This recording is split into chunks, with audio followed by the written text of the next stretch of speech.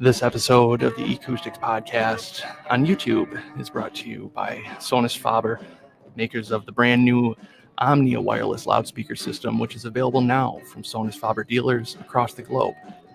You can read our review of the Sonus Faber Omnia on the website eCoustics.com, or after this live stream, please click on the link below or at sonusfaber.com to learn more. Welcome to the eCoustics podcast. And good evening and welcome to this live edition of the eCoustics podcast tonight on YouTube. I'm your host, eCoustics Editor-in-Chief Ian White. Joining us this evening from sunny, actually, I don't even know if you're in California or Nevada these days. eCoustics Video Editor, Emiko. Well, this is a real system behind me, so I'm in LA. Okay, cool. Otherwise, it's the picture. Hi, everybody. Good to see you all.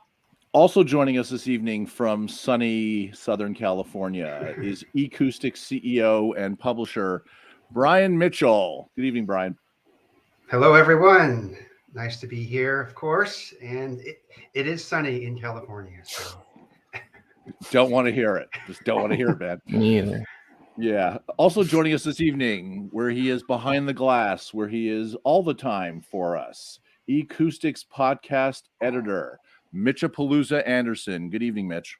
Hello, everyone. Thank you for having me. I'm stoked for this episode. Open back definitely beats closed back.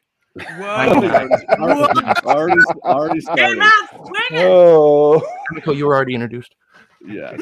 And also joining us tonight for the first time on our podcast is actually eCoustics headphones editor, Will Jennings, who actually is really well known in the Headphone community.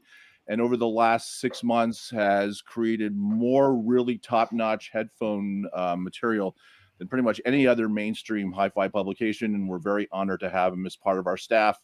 Will has probably at least 20 new headphone and DAP reviews coming in the next 2 months alone. So, Will, welcome. Thank you. Yes. Good to be here. It's good to have you here finally. We needed somebody in the South to kind of, make the geography thing complete finally. There you go. So if it isn't obvious to the audience, tonight's episode is actually about headphones. And the reason why we chose to do headphones this week is because this weekend has been the CanJam New York City 2022 show. And I was there this weekend. And what made this show so important is that for those who are in the high-end audio industry, with the exception of the show that, Emiko basically is the marketing director for in California, there has not been vice president. Sorry. I gotta correct you. There has not really been a high-end audio show for the last 2 years during the pandemic. In fact, the last high-end audio show that I attended was the CanJam New York 2020, which was held in February of 2020. And then basically everyone's, lives got upended with COVID. So it was a really big deal this weekend that the CanJam was actually taking place. For me, I'm not really a big part of the Headphone community, unlike Will, who's been actively involved in it for many, many, many years. But I have to say, I really do enjoy listening to music through headphones. It's something that I've done since I was a kid. So I can't really say that I've never really been a headphone guy. And Lord knows I have enough at this point. But it's a really, really kind of interesting time for all of us. You'll probably notice, if you can see on YouTube, that both Will and I are wearing a pair of Meze Audio headphones this week. And part of that is influenced by what is going on in the world. For those who are not sort of engaged in the headphone space, Meze Audio is a very small but very successful high-end headphone manufacturer located in northwest Romania in the city of Baia Mare. And Baia Mare is actually geographically less than an hour from the Ukrainian border. And I'm pretty sure I don't have to I don't have to remind everyone what's going on right now in that part of Europe. Meze Audio also has a partner company that they work with that help create the drivers for their world-class headphones that are actually created in Lviv, Ukraine. And for me, it's a bit of a link because my grandfather was born in Lviv. So I have that sort of part of my heritage as a Polish Ukrainian Jew, that my grandfather was born in Ukraine. And obviously I have friends in Poland, Ukraine, and Romania.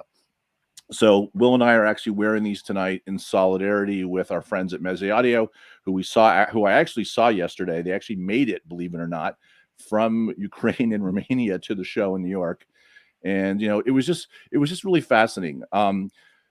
It is projected that by the year 2027, that the headphone industry will be almost $27 billion.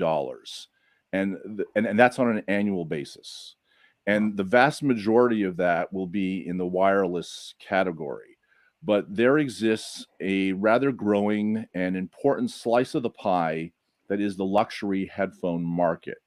And if you look at all five of us on screen, I mean, Will and I are both wearing Meze headphones, and I know that Mitch is wearing Odyssey, another brand that's located in Southern California. The last 10 years have seen a renaissance in the headphone sort of world. And I think if you would have told anyone in the high-end audio space that it would be the personal audio category that has driven a lot of the innovation in high-end audio in the last 10 years, I think they would have looked at you kind of sideways if you said it's going to be the Headphone geeks like us that are going to be the ones that are driving it. And, and what was really fascinating and sort of great to see this weekend at CanJam in New York was that the crowd was enormous.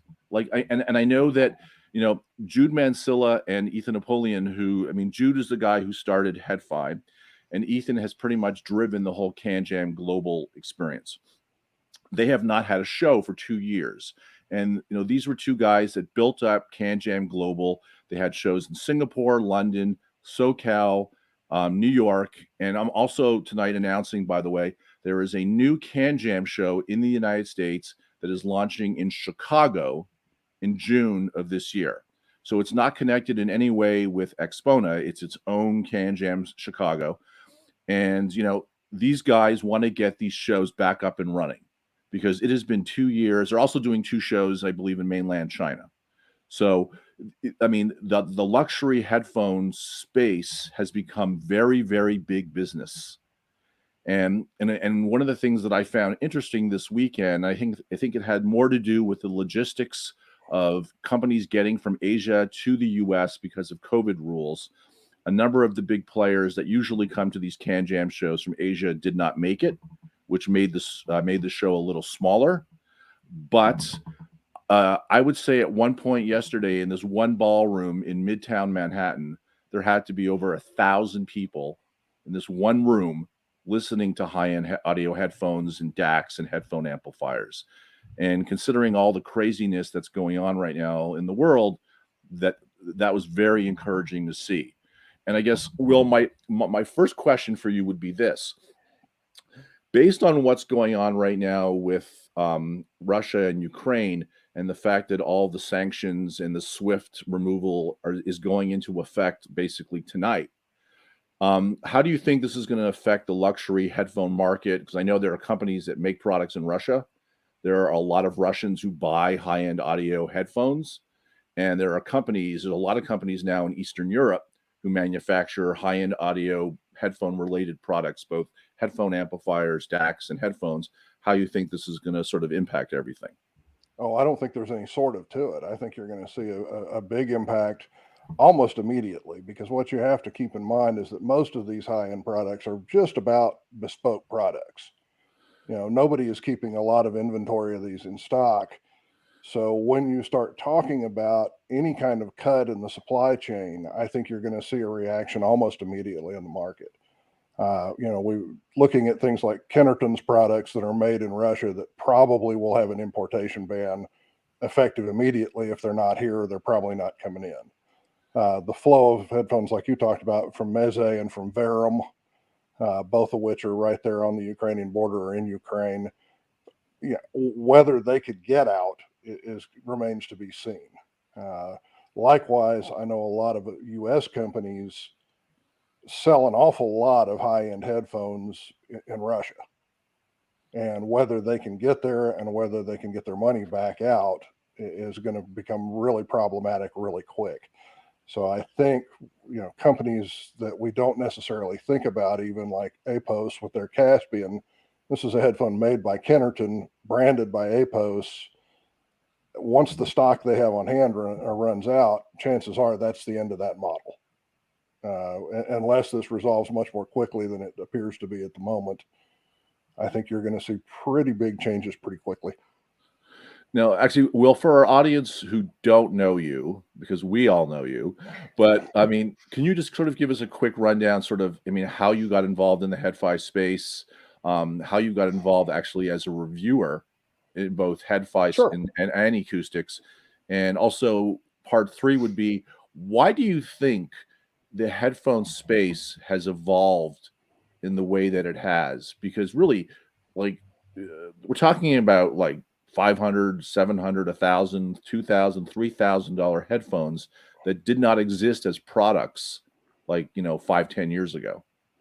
All right. Well, first off, I started out as a 2-channel geek.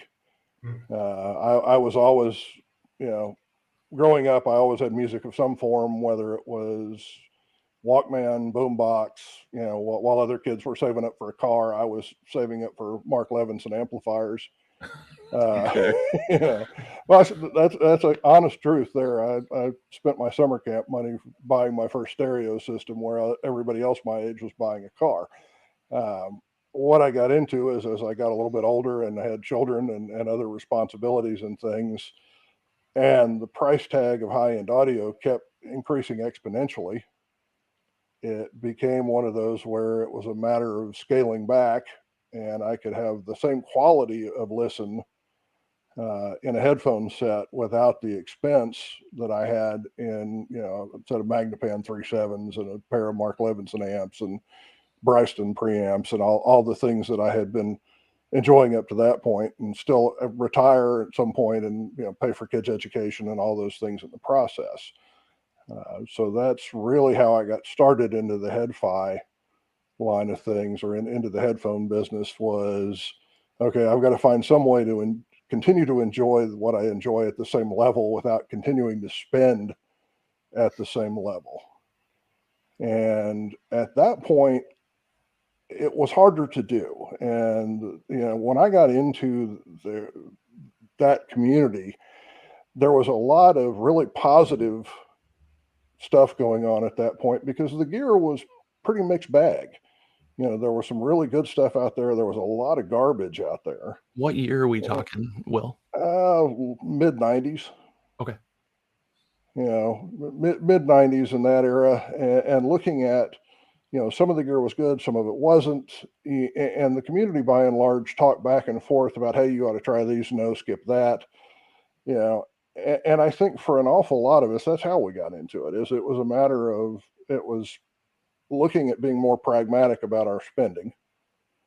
And it was a matter of, when you started looking at things and started really going down that path of what's out there, what can I get a hold of, what can I play with, reviewing became sort of a natural part of the community, in sharing what you knew while others were sharing what they'd found. Because in that day and age, things that were coming out of Ukraine and Russia and Eastern Europe, and really in a large popular part of China and other Far Eastern outfits, were not nearly as commonplace or as well marketed.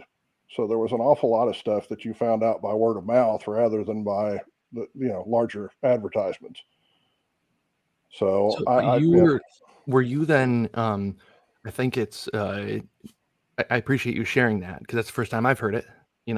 Of how, because you write, as we said in the little pre-production room, you're the only person that I've ever seen that puts out, amounts of content equal to what Ian does.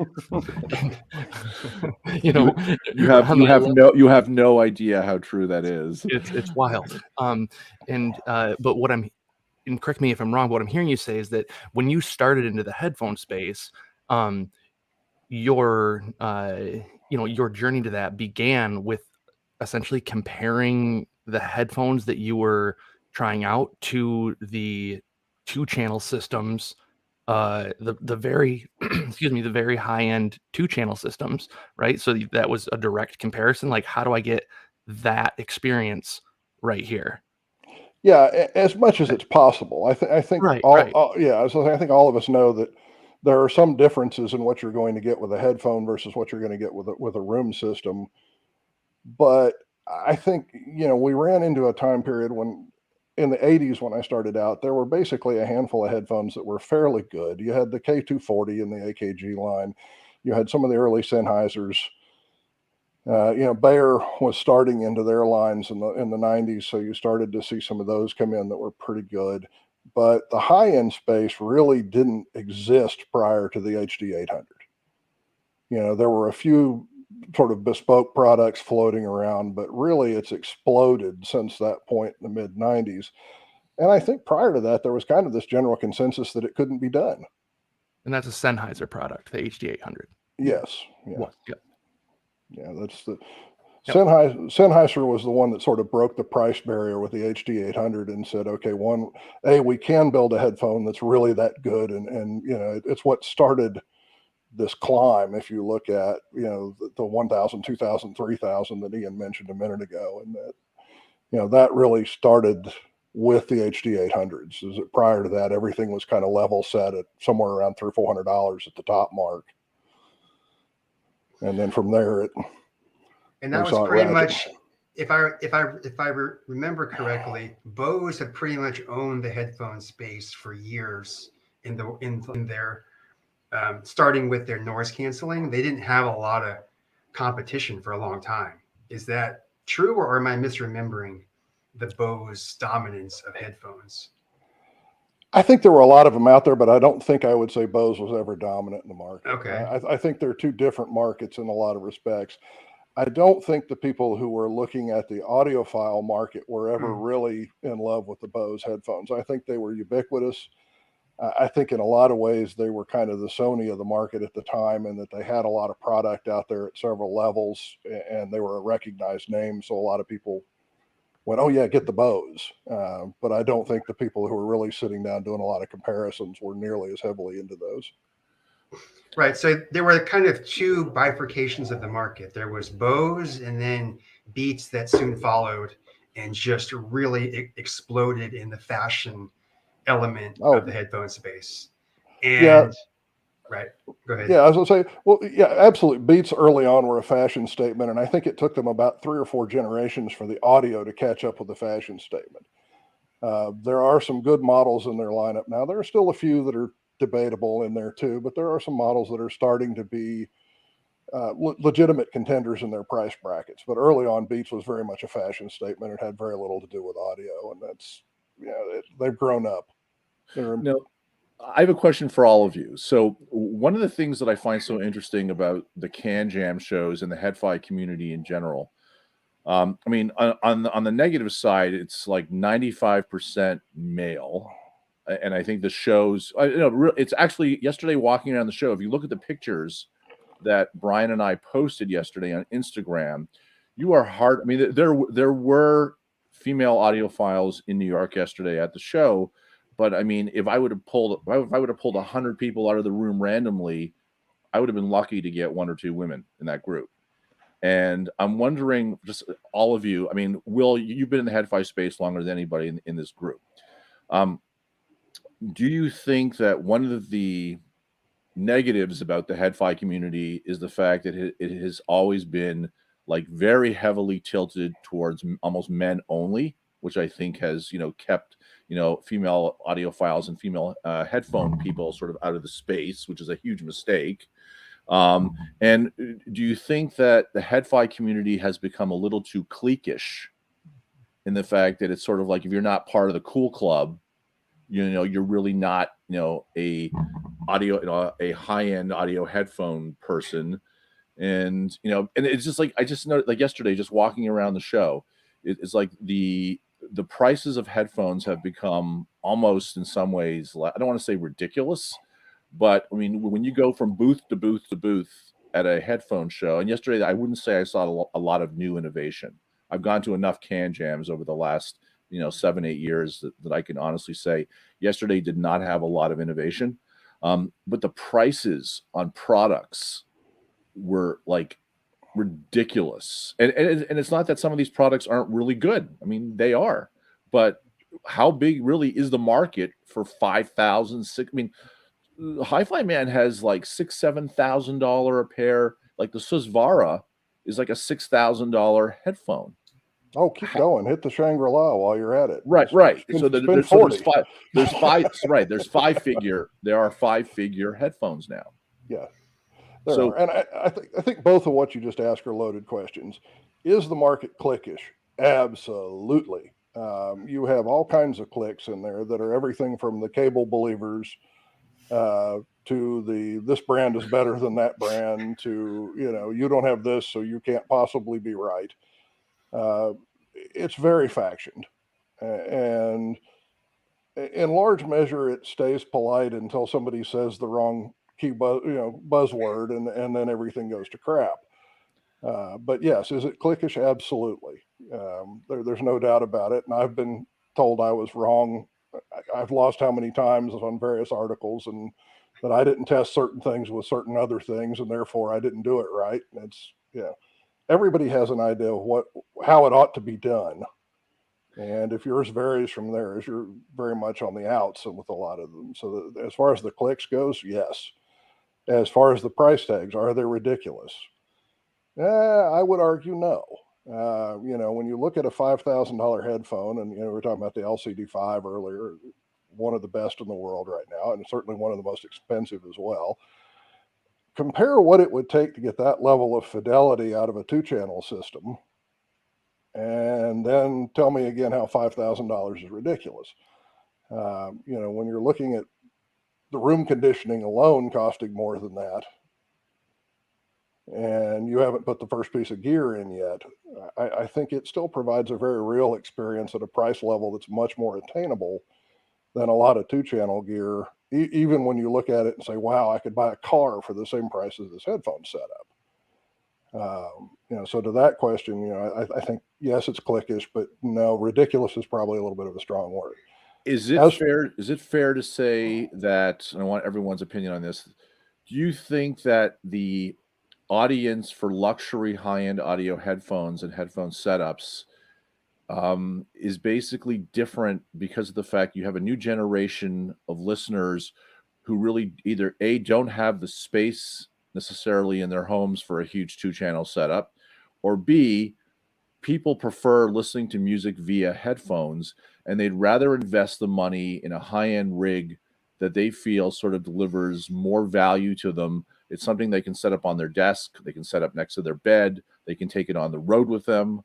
Do you think that essentially now you have like a divergence? You have a new generation of people who will buy a really, really expensive high-end audio headphone setup, and then they're pretty much not interested in buying a regular 2-channel setup in their home. Absolutely. I know Emiko wants to jump in and say something. No? Well, I was going to say, I know in my case that my other half is not nearly as interested in any of this stuff as I am. So having a personal system where I don't have to involve them at times when they don't want to be is much more usable a lot more of the time than it would be to say, okay, let's, crank up the whole room system where they have to be involved whether they want to be or not. And I suspect that I'm not alone even amongst this crowd in that. So Emiko and Mitch, you are both sort of musicians and music producers. And I suspect that your taste in headphone, I would say, but I would say that the two of you probably listen differently, or you listen for different things because you are doing mixing and editing, and you're listening to your own sort of music and your own playing, other people's playing. Yeah. Do you think that on the pro, because you guys are also on the pro side, do you think that you're looking for different types of headphone related products, and how do you think that differs from sort of the luxury crowd or the Headfi crowd? Emiko, I got the quick one to bash you with the open back. Close back at the beginning. So bring it, brother, bring it. I'll bow out early on this No, one. no, go. Start. No, please, Mitch, go ahead, because I got stuff to say. All right. So real fast. Yes, like headphone listening and my whole world has kind of been shook a little bit. And I know this is not an endorsement thing. This is whatever, but like the linear tube audio MZ3 has changed the way that I produce music because it fits my home. 2 young boys, my studio's, I'm in my home, right, and the Klipschorns behind me are there. But like the sensitivity on those things, I can listen, I can play, I can mix and master at night through 1 watt. And so then with the headphone world, I'm listening for different stuff for sure. I started with AudioQuest, the Nighthawk specifically was the first headphone that really was like, oh man, like that is where my head's at. That is not where my ear's at, but that's where my mind is like going when I'm experiencing sound and what does it make me feel. That was the first headphone that was like, boom, like the hair is up, and all that kind of stuff. And it was inspiring. And this one is an endorsement one because it's so freaking exciting to me. But Odyssey, we're myself and Black Circle Radio are the newest Odyssey official artist, and thank you. I mean, I've been so stoked about saying that. Like, I mean, that's a big deal. It's a really big deal for me. Like, because I'm. It's not that I'm just like listening to these things. I'm hearing them, and if the equipment doesn't hear me, I know that might sound weird, but it's a 2-way conversation in my head. And if the equipment doesn't feel me and it doesn't resonate with the creative output, then it's not a right fit, and that's okay. But the fact that there are pieces that are being developed by manufacturers and there is R&D going into these products, and I think that's one of the biggest points in my experience with talking to these companies, that the reason the price point is so high is because the market is small and the R&D budgets have to be huge, because if they're not, then they're not going to be able to keep up with the consistently and constantly changing trends of consumption, production, and creative output. And so for me, it's a really big deal to be able to have partnerships and have products, even if they're not partnerships, have products available that are meeting producers, mastering engineers, and musicians where they're at, from $40 Audio Technicas. I mean, I've used those a ton, like in studios. The AKG 240 MK2s, those were the first set of like official headphones I bought when I was in broadcasting school. And then now to have the LCD 5s, the Odysseys, like the market and the equipment that's available has kept up with my education without me asking for it. And I think that's a really beautiful thing, that's where the industry is. So Emiko, all you. It's a lot to follow. First of all, congratulations, brother, on the partnership. That is so cool. Thank you very much. Which Odyssey do you have? It's the LCDXs. Oh, nice. Okay, right. Gotcha. Yeah. So I I think I definitely listen differently, and I got into I have a story. I got into a thing with a headphone manufacturer a few months ago because the show was dabbling in having the headphones, everything branded THE. And so we were speaking to a manufacturer about this, looking at various parts and engineering and R&D. And, we were also very conscious of price point because we wanted to encourage people at different entry levels to come in and sort of build up and sort of have upgrade. And this gentleman said the weirdest thing to me. And Ian, this is going to address multiple things that you have talked about tonight. Women, cliques, price point, and quality. So he said, okay, well, we're going to ship you out this sort of this beta test version, right? This dummy version that you can use. I said, okay, fine. And he sent us the first one, and it was really weird. It was very light. It wasn't comfortable. It always felt moist. And there's a reason I use closed back headphones all the time, and it has to do with moisture. I'm just telling y'all now. So Mitch, we can arm wrestle about that later. But when I called the gentleman back and I said, look, these aren't going to cut it, and here's why. And he started giving me this whole thing about these are made in the same factory as I won't mention the brands like publicly, but I can say offline. And you don't know what you're talking about, this, that, and the other. And I said, well, first of all, they're too flimsy. Like, they're not sitting on my head properly. And he said, you don't understand how you're supposed. He goes, you don't understand how you're supposed to listen to music.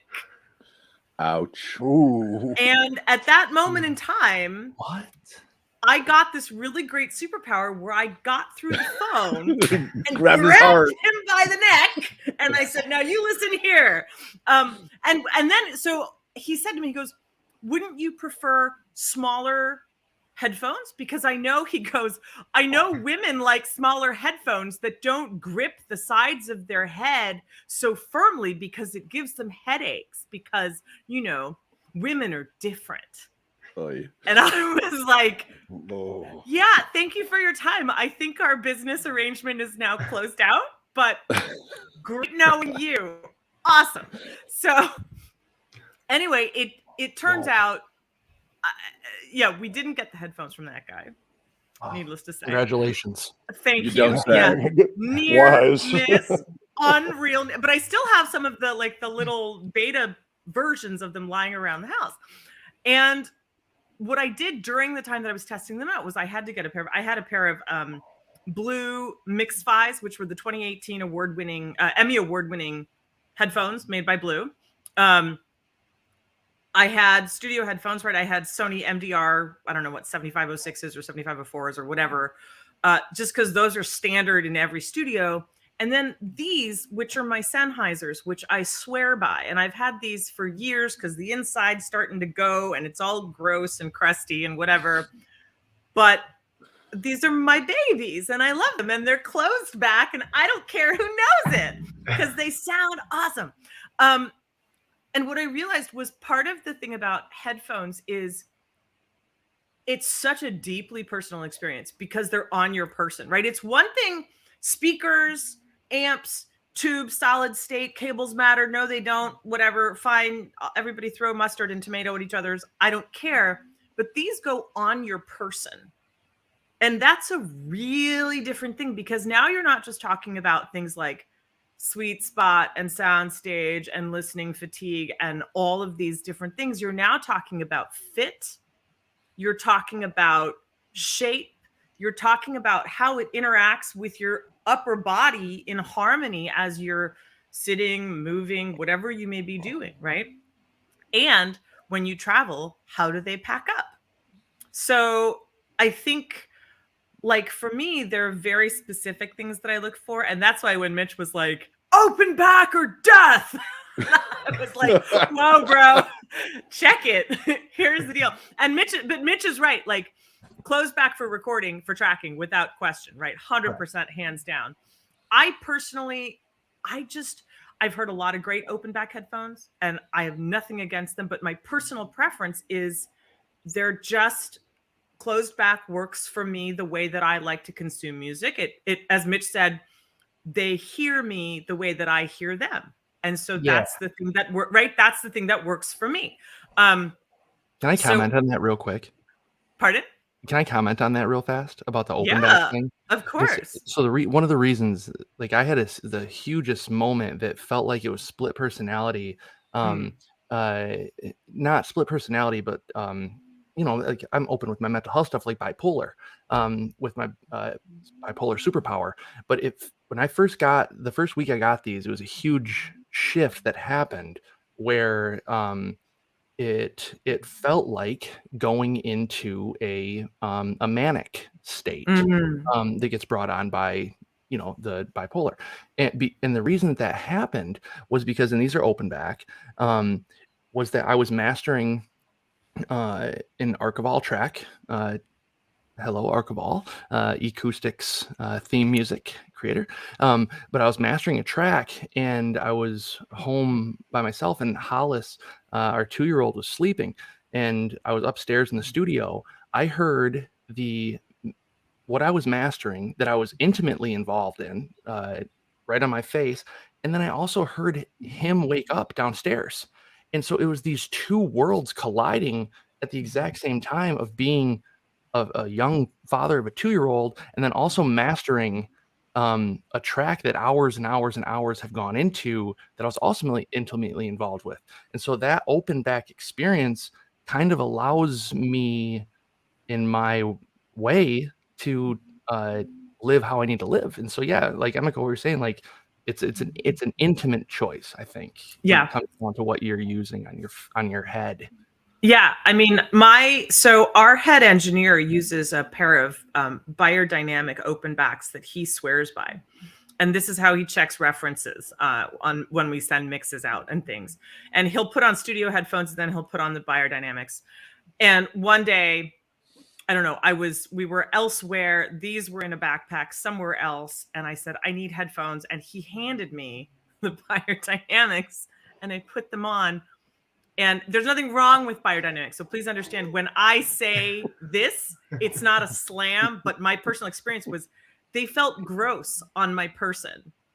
And then I realized why. Because I felt like I was not connected. I felt like I was not connected to the music. I felt like the music was around me, but it wasn't on me or coming out from in me or coming at me. It was sort of just here, sort of like Mitch is saying, like it's sort of just here.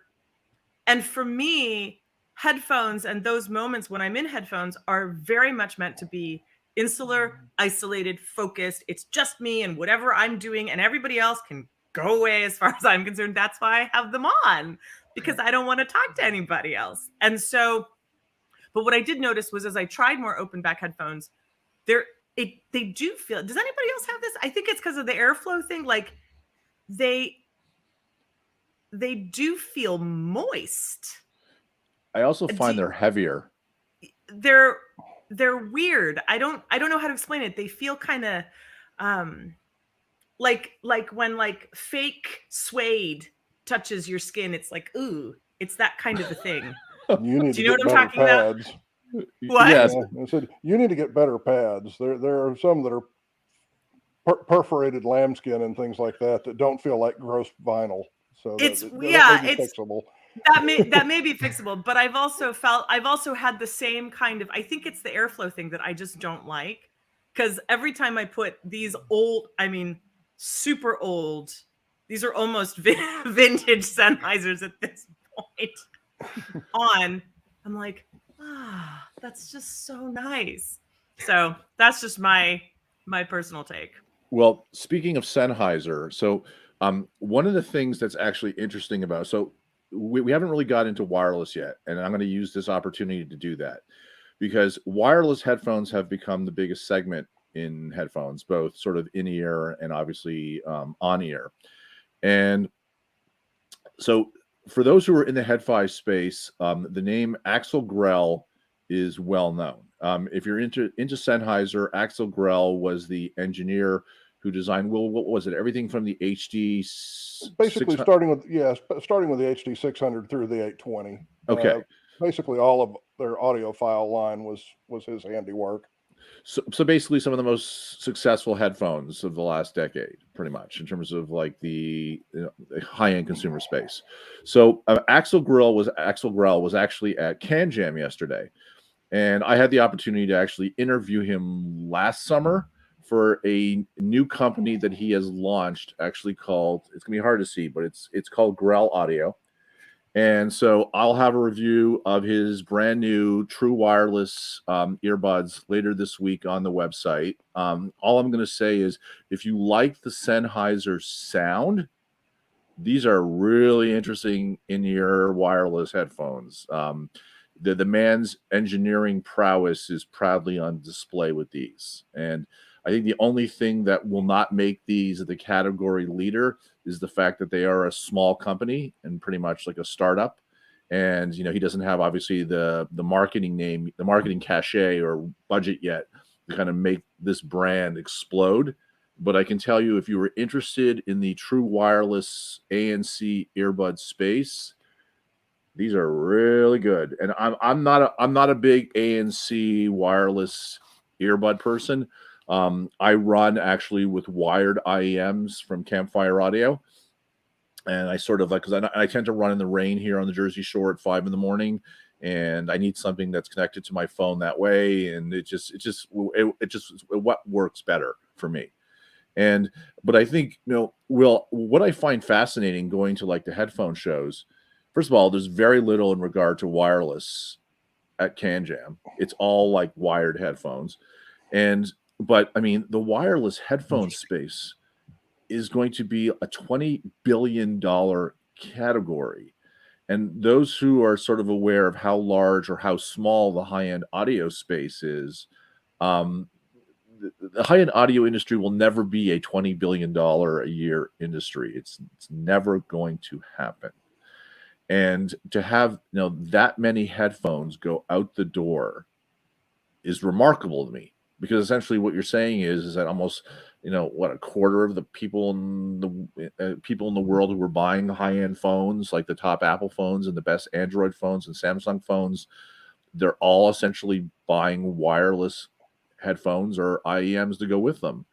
And I'm curious what you think that's going to do long term to the high-end headphone space, because I mean, at the end of the day, as the technology gets better and better with wireless headphones, and as the Bluetooth codec advances, I mean, we still haven't seen any Bluetooth aptX lossless products. I don't think there's been any headphones that have been released yet.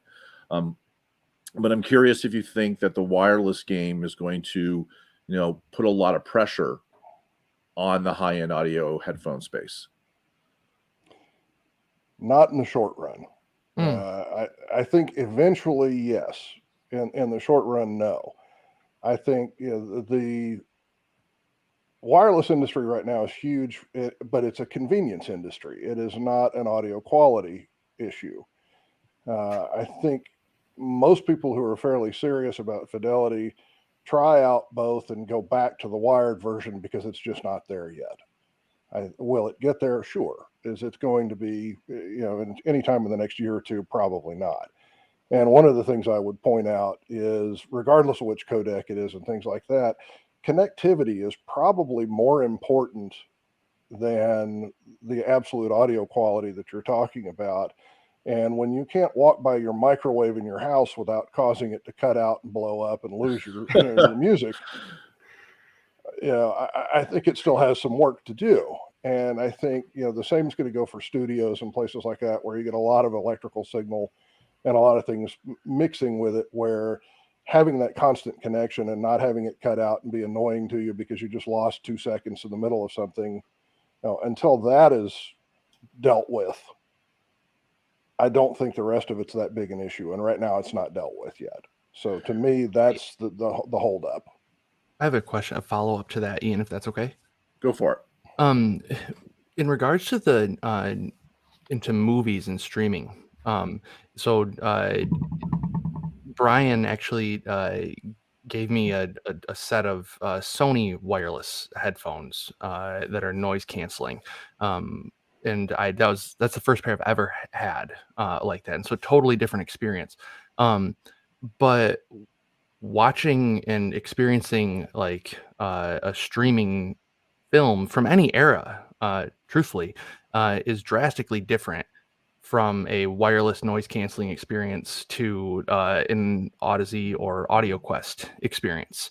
Have you seen, since wireless and stuff has been introduced, have have you seen any difference in trends in the way that you're experiencing movies, like soundtracks or dialogue, um, in the headphone review space, or is it mostly music focused? I just noticed such a drastic difference, way more with film audio than I have with music audio, really. When it came to the wireless being incorporated, it kind of was mind blowing a little bit. Not that I'm saying it was bad; it was just totally different. But the fact that I noticed it right away, how stark that was, and I didn't know if that was just like me making something up. Yeah, Ian's got it. I don't even know if I asked a question, but I hope that you felt my sentiment. So, Mitch, here's your answer, and we'll let Will take it away. Gaming. Yeah. I think Ian's absolutely right. Gaming has pushed the wireless headphone industry in particular, but the headphone industry as a whole, in that now you had to have something that not only sounded good, but that had to be in sync with what was going on while it was sounding good. And I think that's bled over into the movie industry, as a result. But I think gaming was really the push for that. If you're It's cool.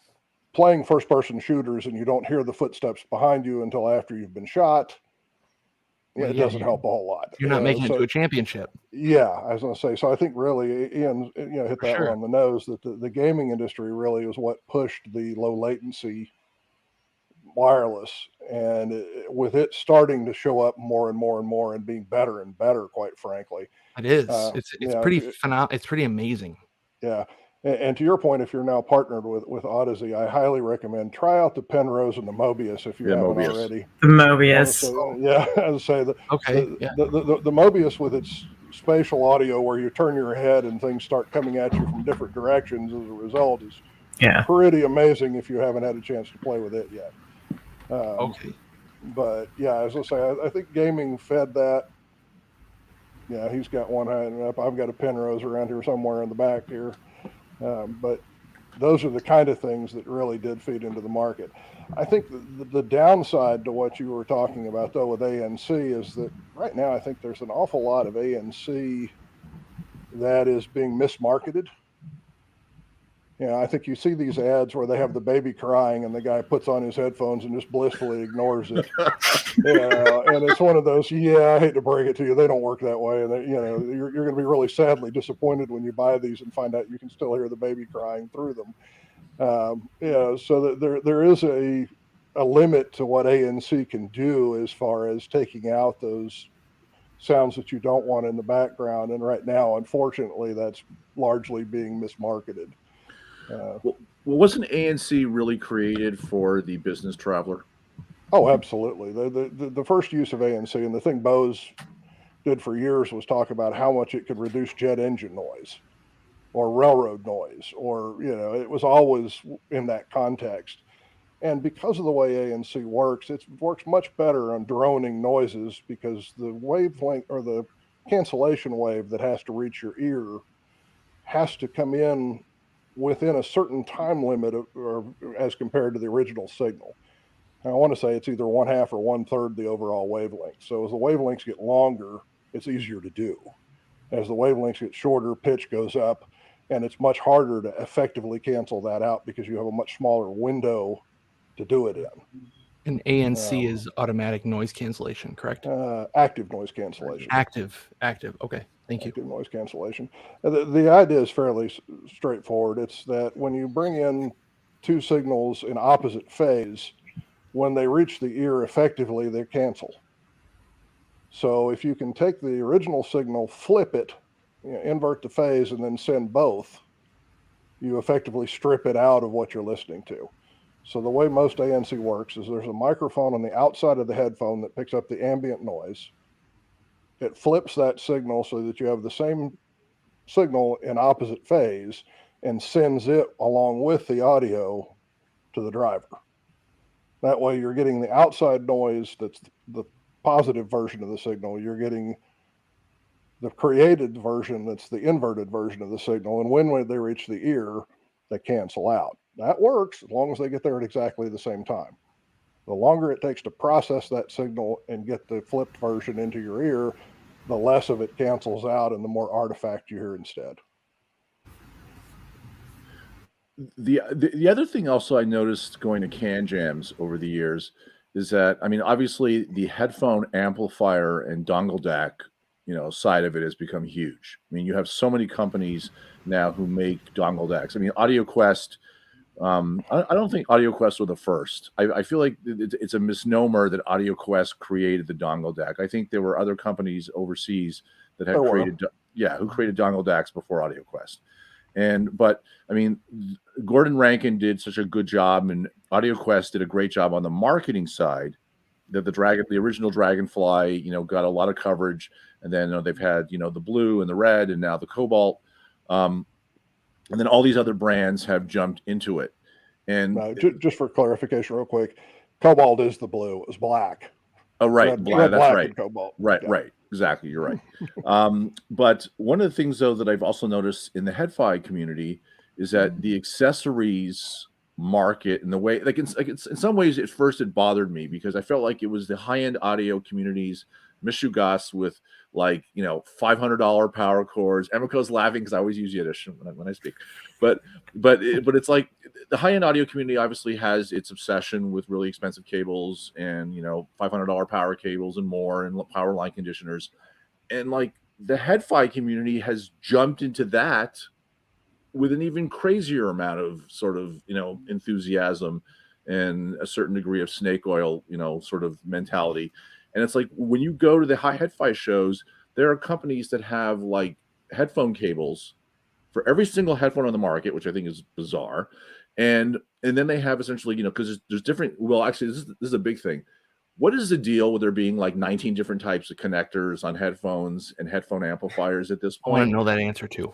Yeah, because it's like, I mean, like yesterday at CanJam, it's sad that I've conditioned my brain to looking at every headphone amplifier and counting how many different types of headphone jacks that it has. I mean, that to me is not a smart business decision as a consumer product to make things that complicated for people.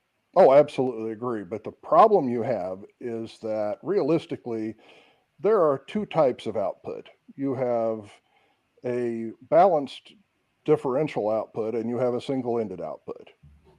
Now, out of those two, you now have 4 popular connectors, 3 of which are balanced and two of which I should say are single-ended. You have the older style 6.35 millimeter quarter-inch, the one that has been around since the 1920s, that has 3 poles on it. And it's, there you go, Mitch. That's probably the elder statesman of the group. It's single-ended. It's been around forever. And you have the 3.5 millimeter version of it. That's what Walkman started out with, which was a smaller, more portable version of the same thing. Now, the balance connectors change one thing, and that is that you add a 4th wire. That on a single-ended, you have positive, negative, and ground, which means effectively that you have, well, I should say positive, and ground. You have left channel, right channel, ground. So signal goes out to the headphone via one wire, but both come back on one. So you have a common ground coming back from 2 individual channels. The argument is that there's some noise that's generated by doing that. So the balanced connectors came into play because what they have is right channel negative, left channel positive, left channel negative. So now you don't have a common ground. The term balanced simply means equal path to ground. So now since it's not shared, that's it. Now balance probably matters a lot more to Emiko and Mitch in that it's a production environment where if you're running long cables, things like that, it was designed to help eliminate noise and crosstalk and a number of things that quite frankly don't happen in a 1 meter headphone cable. There's been a lot of argument about balanced is louder. No, technically balanced is not. It just means a different path to the ground. And a differential amplifier, you have from positive to negative, whereas in a non-differential, you have from positive to 0 or ground. That accounts for the difference you get in sound level. Is if you think about the voltage swing, if you're going from a plus 18 volts to 0, or from a plus 18 volts to a minus 18 volts, you've got a much larger voltage swing, which equates to a much louder sound at the ear. But one of the issues, like with the multiple cables and stuff within that bothers me is that when you're having such a niche market and it's a small community, and then because I don't know how I'm classified as an open back cable believer in this setting, just because of my lived experience. And so if people don't want to believe my lived experience, that's on them, but like whatever. But in this small market, if you're having that many different styles of headphones and you're having this many types of connectors, where this is the smallest XLR like ever right here on these Odysseys, and then the Audio Quests have something that's even smaller than the 3.5 millimeter connectors and 2.5s, and then you're also dealing with like this is balanced and this is balanced, but on this other set of headphones this one's unbalanced and this one's unbalanced. Then you have all these manufacturers that are hand making all this stuff in boutique small batch runs that are done by humans, and it's confusing. You're just incorporating a lot of human error where the engineering could be wrong. Yeah, you're absolutely right. Like, but you've also just said exactly why it happens. All right, when you talk about all these different manufacturers and all these different people and everything else, all of them want to be somewhat different. There is no standardization body in this industry. And if you sat them all down and said, okay, how can we all make our products alike? You're going to have people that leave the room immediately. They have no desire to do that. Yeah, but there's some point in which there are certain aspects of, you can have different manufacturers of capacitors. You're not going to but you can't replace the capacitor. You can make different brands of guitar strings, but you still got to have guitar strings. And so it's kind of like the USB cable a little bit, where I think that in the headphone industry for wired connectivity, especially as we see the wireless grow so much, and then also the incorporation of audiophile like transfer happening wirelessly over Bluetooth and stuff, there has to become some sort of standard within the cabled industry if they're going to keep up with one another, because consumers are going to get ticked. I break cables like this all the time. The amount of like 15-foot Audio Quest Blackbird cables, so that I didn't have the talkback phone thing, that I've broke and had to get new ones of, but they had that darn connector on it. I'm sick of it. And so, like, if there was some form of standard, like, well, that's why wireless is so popular. You just described it. Like, it's easy. Yeah, but it also makes some equipment jitter, and so you gotta leave that out of the studio. Like, but the audio connectivity thing from the cable side of things is super frustrating for me as a creative and a producer. I think it's garbage. Like, I know that because it's just a cable, like, have your inner workings in here, like, and just use some high-end cable. But if everyone could get along in that aspect, oh baby, then I think that you'd see a lot cooler innovation happening, like, rather than competition.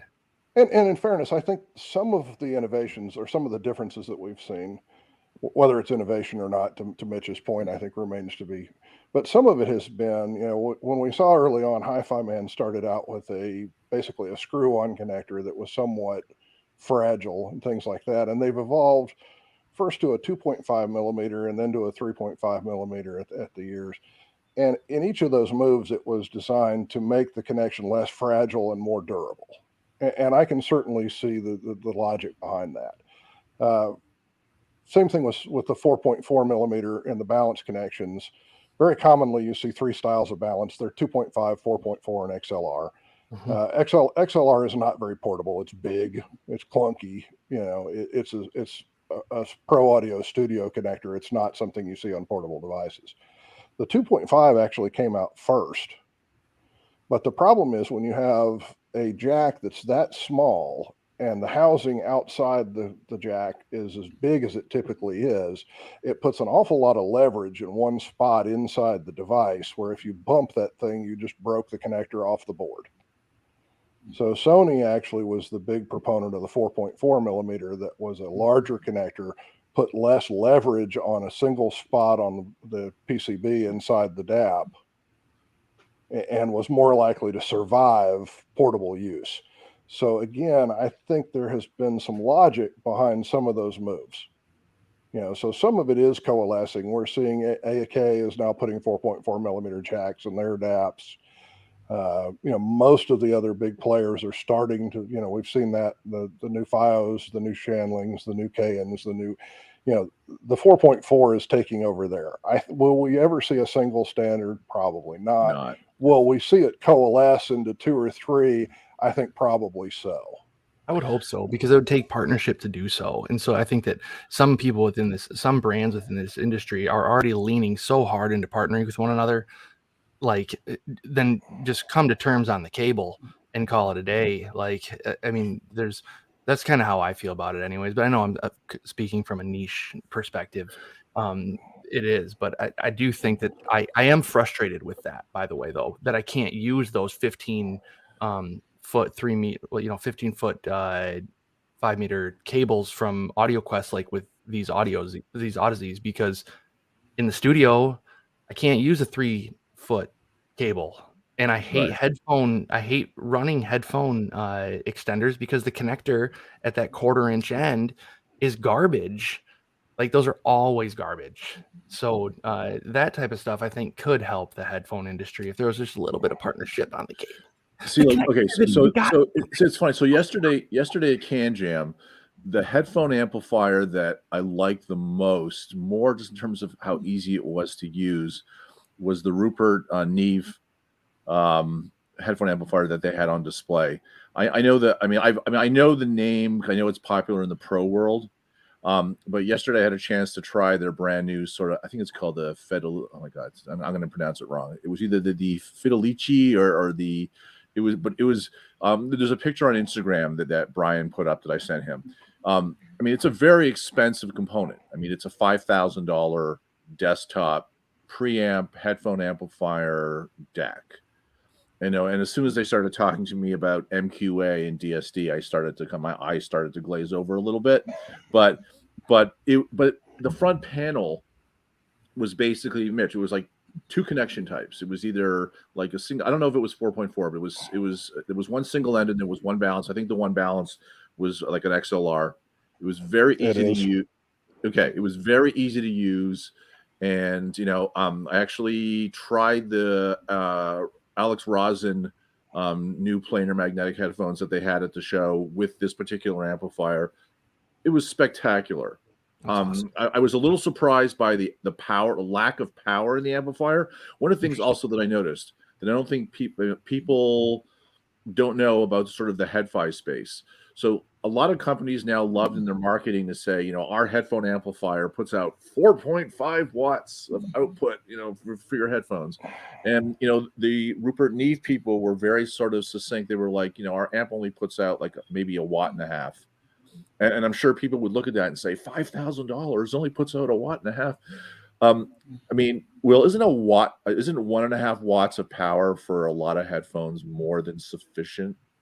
Oh, it's absolute overkill. Okay.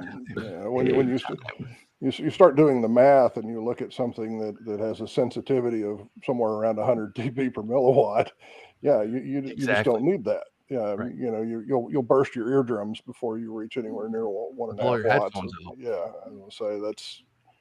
But there is an awful lot of pressure right now to make devices that measure certain ways, whether it's how much wattage they put out, whether it's what the THD is, what the SNR is.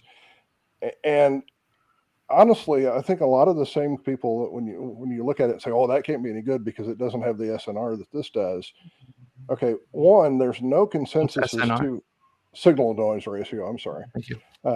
But there's not a whole lot of consensus as to where the cutoff is. Anything above this is good. Anything below this is bad. It seems to be a personal decision for an awful lot of people. And two, there's a big difference in the numbers they're talking about and the numbers that have proven to be audible. For example, with signal to noise ratio, there's a pretty good suggestion that anything over about 110, you probably can't hear anyway. With THD, anything below about 0.1%, you probably can't hear anyway. So these trying to chase lower and lower and lower and higher and higher and higher numbers, technically it's real good on paper, but whether any of it's audible or not is incredibly debatable, if not just outright garbage. Yeah, because in THD being total harmonic distortion, I believe. Total harmonic distortion. And so for having the combination of both of those two things, being able to hear distortion, tonal harmonic distortion, meaning being able to hear a certain frequency distort given a certain loudness. And so like if you have whatever that if you have a 3K point peaking, then only 3K is distorting. You can run that through an analyzer of having like, when does that happen first? What frequency distorts first? And then you can augment equipment to balance that out, kind of stuff like that.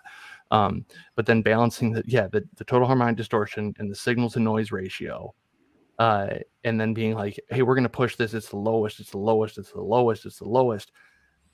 Okay, like, so you've also lost all tone, like there's no characteristic, there's no human involved in this sound. Great, like, hard pass. And there's so much of, I find this conversation fascinating, and seriously, I mean, the amount of articles that I've read of yours on eCoustics is a lot, and it's really really cool. And to have this conversation face to face in this way is cool for me, because I do have a lot of thoughts on this stuff. I use them every day, all the time, and I think that what you're bringing up about the industry, from a marketing aspect, from a user aspect, is good food for thought for me, and I'm grateful for it. So let me ask you guys a question. What's the most amount of money you would personally spend on a pair of headphones? Oh, I'm in trouble. My wife might see this. I don't know. I mean, I think that if it's so different though, man. Like, to me, that's an investment in my business. Like, if I'm gonna, okay, like, how much would a company buy? How much would a business spend on, what would it be? A CNC machine. All right, whatever. I will reframe the question. If you were listening for personal enjoyment, so okay, in the case of you and Emiko, for sure, because you do engineering and mixing work. But if you were buying a pair of pure, just for your own, like sitting at home and you're listening to music at home, what is the most amount of money that you would personally spend on a pair of headphones? And there's the silence here as everyone thinks. So I can tell you $300. Okay, so for me it's $500, only because of the fact that I've had a chance to listen to enough headphones over the last 5 years that I find that $500 is my sweet spot. $300 is mine because of the AKG 240s. Okay, I would say when the Hi-Fi Man Sundara first came out, they were closer to $400, but like I bought those like right away. I just really like those. $300 would be my enjoyment dollar. Yeah, I think there's definitely a sweet spot in the market between the Sundaras and the HD6XX that's somewhere in that 250 to 350 range. I'm going to go the opposite direction and say, all right, I will spend what you guys are going to say is a ridiculous amount of money on a set of headphones, and I have. But here's my argument for that. How much would you spend for a week on vacation a year? And how much enjoyment do you get out of that? Versus, I get to listen to these every day, all the time. And what I do for a living, I can do with headphones on 90% of the time, because I'm one of those that works in the background where I don't have a whole lot of interaction. So for me, they're an awful lot of enjoyment, and they're a big part of my daily life every day. So would I spend more money on them? Yeah, if I found that they were really engaging and really enjoyable. I would. And having said that, I think it goes back to Mitch's earlier point about, and to some degree Emiko's, if it isn't really engaging and you don't feel like you're really where you want to be, I don't care how good they are technically, that's not worth spending the money on. So would it necessarily be the LCD5, or we were talking about the Meze products earlier with the Empyrean or things like that? I tend to gravitate to the things that I find most enjoyable, not the things that I find most technically adept. Okay. I think, you know what? It's funny that you say that, just quickly, because like I took these to the show with me yesterday. These are the Grado SR80X. And I got some nasty stares, which I thought was funny. People were like, those are real audiophile headphones. And I'm like, really? I've owned Grados for like 20 years and I happen to like them. And they're like $125. And I've schlepped a pair of these from one end. No joke. I have schlepped a pair of these from one end of the earth to the other. I've had a pair stolen during a aborted suicide bombing in the Negev in Israel. No joke. So it's like these have value to me because I have so many life experiences with them. You wrote an article on those, didn't you, Ian? Yes, I did. Yeah, I thought so. That was a very nice article. Thank you. But it's just like, I just, one of the things that I find just so, actually, I'm going to let Emiko answer first, though. Because I didn't let her answer that question. Hold on, Emiko, let me turn you up one moment, please. There you are.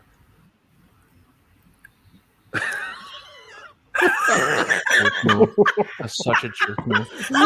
Own me. You own me. Only people with closed back headphones can hear me right now. That's the problem. I'm gonna get some nasty messages on Instagram from you now, Mitch. So, what if we can't laugh? Then there's no point. Yeah, that was awesome. Exactly.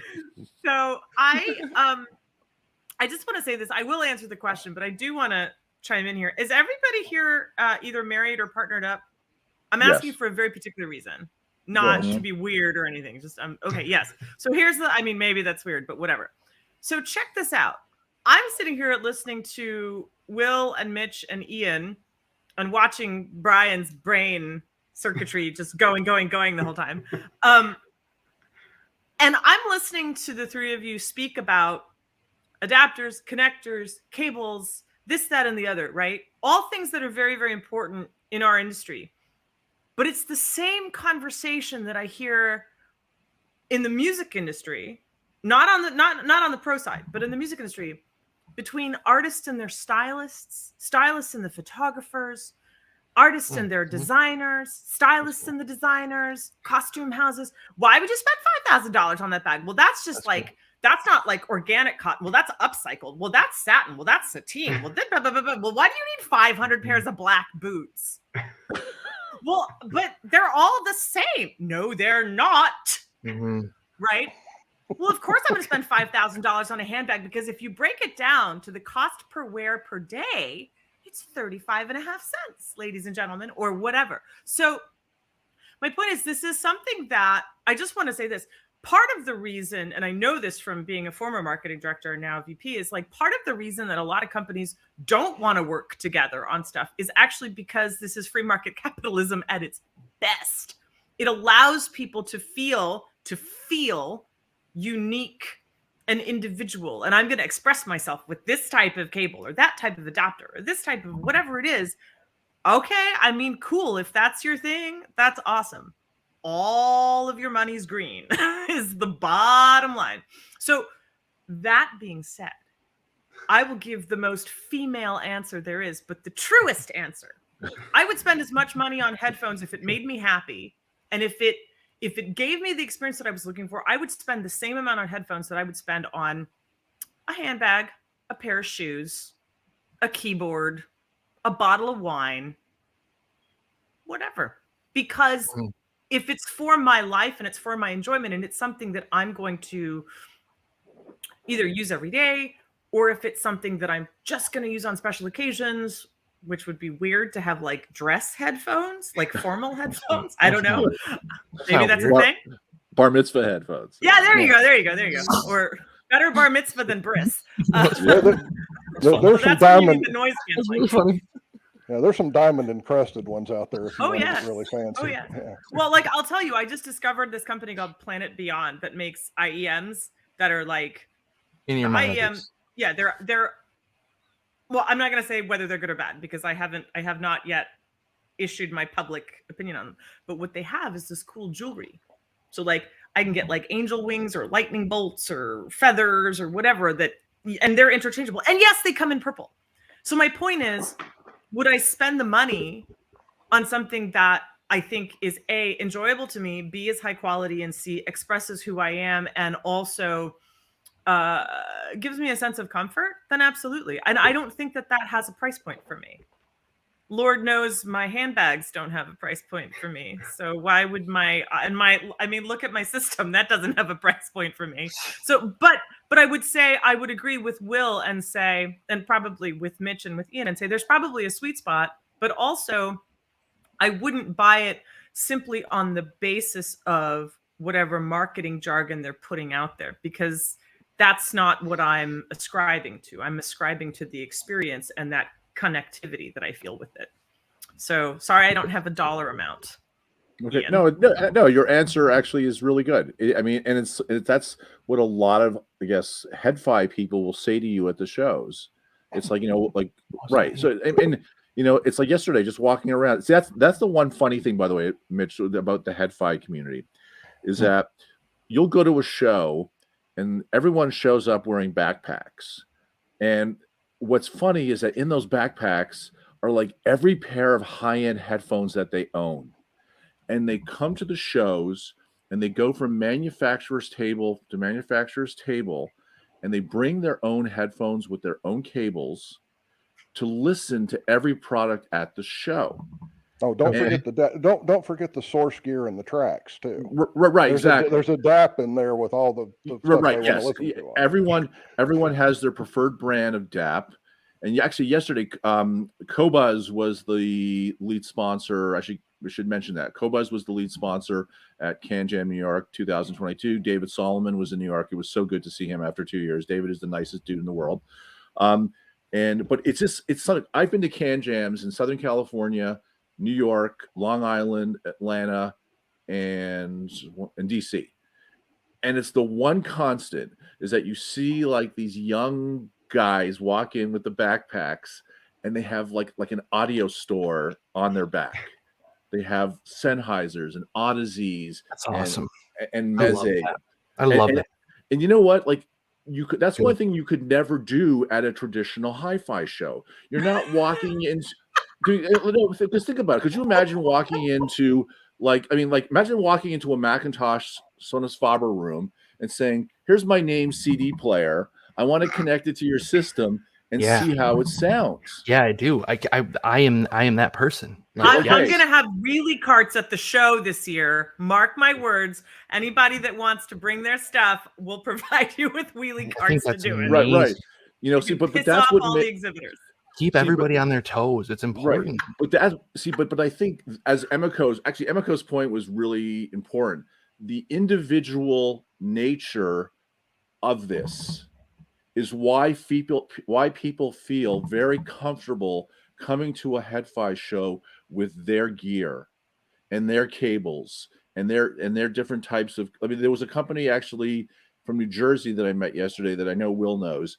They make earpads. They make like third-party earpads for headphones, and they had a pair.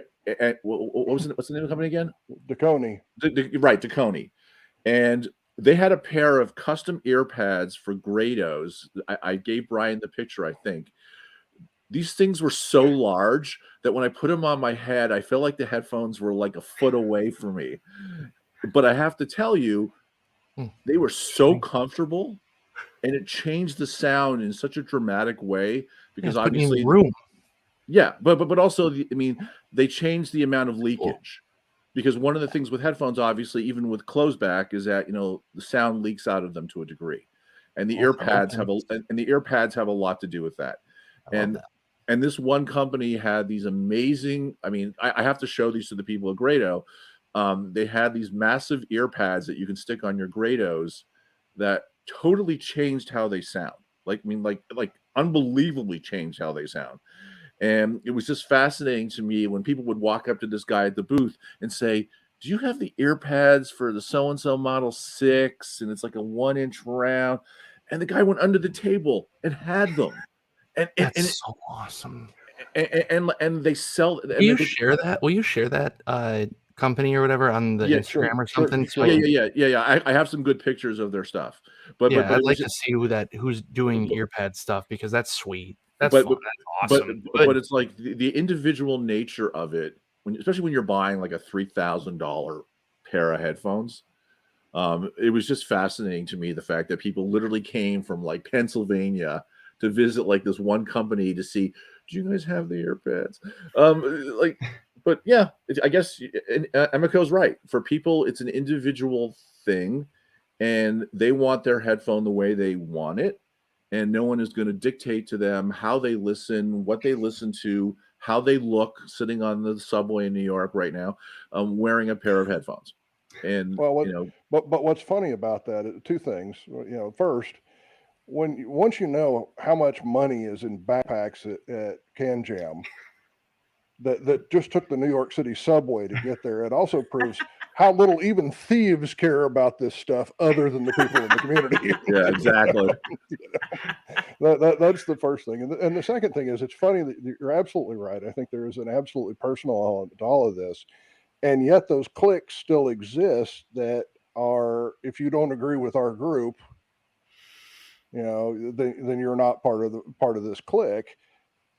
It's weird that you have that level of individuality in some cases and that level of herd mentality in others, but they're both there. Right. I feel like that's a lot of flexing, because that's something that we have in not just in hi-fi, like in 2-channel, but also in pro audio. There's a lot of people that are like, oh, if you don't play that guitar, or you don't use that amp, or you don't use that combo, then you suck. And you're like, no. And I'll tell you, no. I just want to say this, because I want it to be, huh? It's a good way to put it. What? That you suck. You suck. You suck. That's a good way to put it. That's what's up. But I had the great pleasure of a couple years ago, and this story ties it all together. I think a couple years ago, I had the great pleasure of hosting with my show team X Marks the Spot at Capitol Studios, and we had on a panel, and the place was jam packed, and we gave everybody a studio tour and did all these like cool VIP things. And Al Schmidt, Rafa Sardina, Nico Bolas, and then we had Bill Duddleston from Legacy flew in because he was doing the West Coast premiere of The Valors at our Capitol Studios event.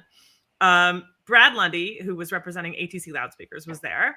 And we all did this panel, and all the audiophiles, they saw Al Schmidt walk into the room, God rest his soul, and, oh my God, that's the guy that produced it. Like, everybody freaked out, right? And then they asked him, so what do you listen to your mixes on? And like what do you have at home? And they're ready. They're sitting on the edge of his seat. And he goes like this. He goes, well, if you really want to know, I check it on this. And he pulls out his phone, and I looked at 260 people sitting in front of me, and the look on their face went from, oh my God, he's going to say it. He's going to say it. We're going to find out the secret of audiophilia, to does not compute. Short circuit does not compute. Restart, does not compute.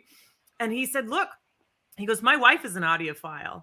She thinks that when I mix at Capitol Studios in Studio A, this gear is awful. Like, she is an audiophile, and this is not her thing. She won't come with me to work because she doesn't like what we have here. And it's amazing when you think about that level of, and his wife is not like, I mean, I know he was exaggerating for the purpose of the story, but the point is that it's amazing how many people jump on the bandwagon of being in the clique without actually knowing. It's that mass, almost that mass hysteria mentality of like, oh, well, if so-and-so says it's bad, then it's bad, and I'm not going to be left out in the cold. And that's part of the reason why I think audio and Headphone is so interesting, because it speaks to a lot of people's highest measure of character, and it also speaks to their lowest measure of character simultaneously. Amen. But but the idea is that it doesn't really matter. Nobody blacklist me for this. It doesn't matter the budget, the specs, the marketing. If it speaks to you, that's what counts. And in Headphone, if people think that you suck, guess what? You can just put on a pair of active noise canceling headphones and not listen to them anymore, and they'll just go away. Right. So it doesn't matter. I think that kind of sums it up well. No. I think the last Sorry. point. No, you know what? Yesterday when I walked out of the show, I took the escalator downstairs, and I was walking down Broadway to go over to Penn Station to take the train home, and I put a pair of Campfire Audio Holoscenes, I guess, in my ears, and I plugged it into my ancient iPhone 6S. Everyone can have a good laugh at that. And I queued up my Qobuz, and I just kind of quietly sat on the train for an hour and a half back to the Jersey Shore. And no one bothered me. I could sit on my laptop and just stare at all the wonderful news from Ukraine.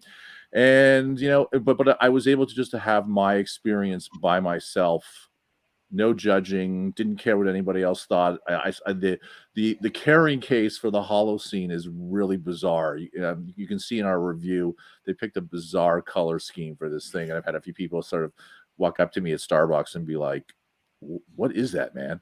I'm like, "Oh, it's just a pair of headphones." And they're like, "No, like, what's that bag you're carrying with the headphones?" And I'm like, "It's just a carrying case." They're like, "It's really hideous." And I'm kind of like, well, I said, to be honest, I said the headphones themselves are fantastic, but I said, yeah, the bag's a little loud. But yeah, it's just an individual thing, and I think you're right. And it's like, what? I don't even care that I don't own a DAP. I don't see myself ever buying a DAP. I use a DAP? digital audio player. Thank you. So it's just sort of, to me, owning a cell phone and a DAP, to me, just seems so counterintuitive in 2022 when I have essentially access to Tidal, Spotify, and Qobuz on my iPhone. Why do I need a DAP? We'll save that for a next one. Yeah. Yeah. No. But to me, it's like, maybe audiophiles would carry both. But when you're traveling and you're commuting and you have to go from place, and you have 3 kids and you're schlepping an 8-year-old on your shoulder, I gotta be honest, I don't have time to have multiple electronic devices in my pockets to have to fish for. It's like, I have a cell phone, and I'm very happy having the cell phone connected to a pair of headphones. And and that's just the way it is. I think I could take active noise canceling headphones with me without any device, because I do it often, is just turn the noise canceling on. That's like the time I listen to noise canceling the most, probably, is with no music connected. And so it's just blocking out the day. Yeah. Like that's probably when I use noise canceling the most, is with no audio. Yeah. But I use a pillow. I use a pillow sometimes on my own head, but that's a whole other Hands story. don't work very great, and bricks are even worse. We have Brian, actually. Hey Brian. Hey everyone. Yeah, I've been kind of quiet up here. I just kind wanted of been hanging out in the middle. Man, no, I just wanted to say before because we got to wrap. But I just wanted to say thank you to you and eCoustics for facilitating this conversation, big time. And we've had a lot of conversations one-on-one. That you're a special type of you have a special type of ear in which you hear people completely, and I think that your space in the middle there of this conversation this evening was a wonderful one, and very reflective of the eCoustics platform, in which the eCoustics platform hears people, and those are the conversations we're talking about. And so thank you for this. Yeah, I'm grateful for all of you here, and especially Will tonight. It's really been phenomenal to have you on the podcast and your expertise in the headphone space. Thank you. For sure. Like Will, actually, if you haven't checked out Will's headphone coverage on eCoustics, he's now pretty much published daily. And actually coming up this week, so tomorrow sometime later in the day, we'll be publishing my final story from CanJam, which is more of my reflection about the show and some of the better products that I had a chance to listen to and how the show went. Will's review of the Hi-Fi Man edition, I think XS, right? Those will also be on the site in the next 24 hours or so. And then we have a number of other reviews from Will being published as well this week. But the thing to me that is just the most amazing is just the fact I just look at the last 6 or 7 years since I started going to CanJams and headphone events. The way that this market has grown exponentially to me is incredible. Like yesterday, sitting in the room at like 3 o'clock, I was actually standing in the corner with David Solomon and actually Steve Guttenberg, the audiophiliac, and we were sort of staring at this multitude of people that had come to the show on a Saturday afternoon. And it was kind of like encouraging. It was like to see all these young people, like these 50-something-year-old people, people came with their girlfriends and, people sort of were walking around the show and they were listening to various products from like all these different brands. And to me, like that was probably more effective than a lot of the high-end audio shows that I have been to over the last 23 years. Yeah. One of the things that's really cool about those too, Ian, is that for all the people with all that money and those backpacks and things like that, if you walked up to one of them and said, "Hey, I haven't had a chance to try those. Do you mind if I borrow them?" Chances are they're going to turn around, hand them to you and say, "Hey, try them out." That is true. That has been my experience over the years at CanJams. I've had a chance to try a lot of headphones I would never have gotten my hands on. So we're going to wrap on this week's excellent episode of the eCoustics podcast. I want to thank our guests, of course, starting in Los Angeles, Emiko, and you can find Emiko on Instagram at that hi-fi girl, and she does some amazing live sort of chats. I don't know if you're doing any this week, but Emiko does some fantastic live events that you should check out on Instagram. Also, behind the glass as always, and someone who was more reliable than the Detroit Red Wings defense or goaltending lately. Look, we're Red Wings fans. I can say that. That's true. Yeah, we're Red Wings fans. So Dominic Hasek did play for the Red Wings, so hard to believe. All I gotta say. Hard to favorite believe. Player ever played for my favorite team. Yeah, in my lifetime. I was a goalie, so yeah. But Mitchapalooza Anderson, Mitch, as always, another great evening behind the glass. eCoustics CEO and publisher Brian Mitchell joining us this evening, also from sunny Southern California.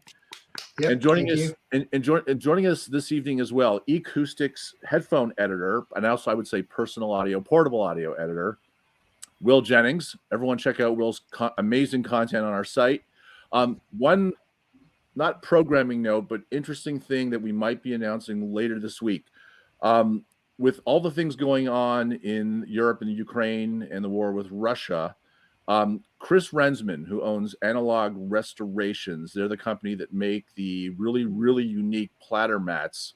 Chris and I have been working behind the scenes on a potential fundraiser for victims, actually refugees who are fleeing Ukraine from Russia's onslaught. We've come up with a rather interesting looking platter mat that I think might become a collector's item. I'm actually a very big fan of Ukraine President Vladimir Zelensky, and I think he's done an unbelievable job. He's almost become the Churchill of our generation in the span of a week. And we have a very interesting and colorful platter mat that we're working on that we might actually sell, and all the proceeds will go to refugee sort of relief. And Lord knows there's going to be a lot of money needed for that, the way things are going as of this evening. So I want to thank everyone this evening for watching the eCoustics and listening to the eCoustics podcast here on YouTube. We'll have another podcast probably available this Friday, Mitch. Is that sort of the plan, to have this sort of this one or next one? Okay, cool. Let's see what hand we're dealt. Sounds good. Want to thank everyone this evening. Wish you all a safe and pleasant evening. Thank you.